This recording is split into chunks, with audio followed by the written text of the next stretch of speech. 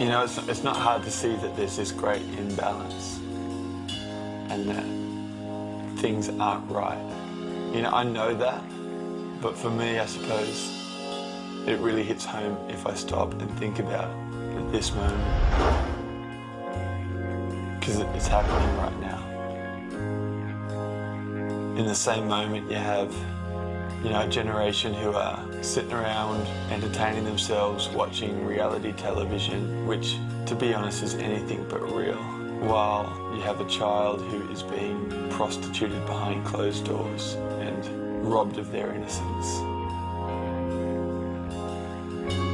It's not fair that we can go about consuming every single material option that comes our way while, you know, the widow and orphan are stripped of life's basic dignities because they're victims of a conflict that simply isn't theirs.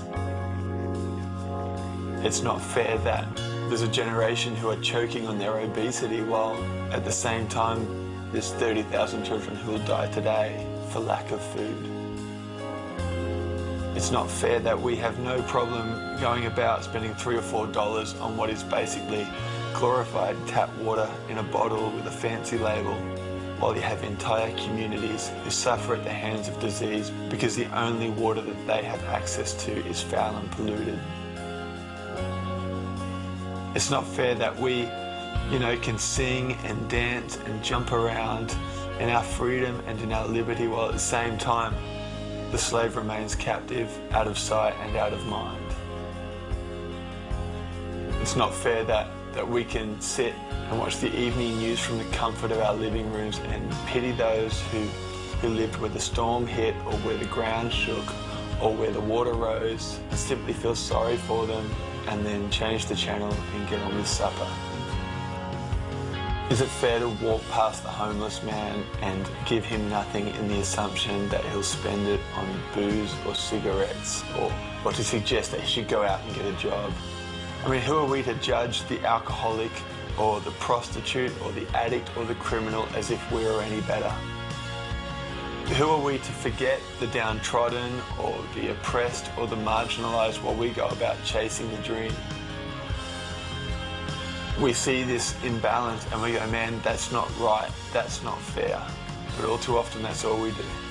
Because for us to do any more is actually going to cost us something. And if that's where it ends, perhaps then it's fair to say that when we ignore the prostituted child, that we actually lend our hand to their abuse. That when we ignore the widow and the orphan in their distress, that we actually add to their pain. When we ignore the slave who remains captive, that it's us who's entrapping them. That when we forget the refugee, that it's us who is displacing them.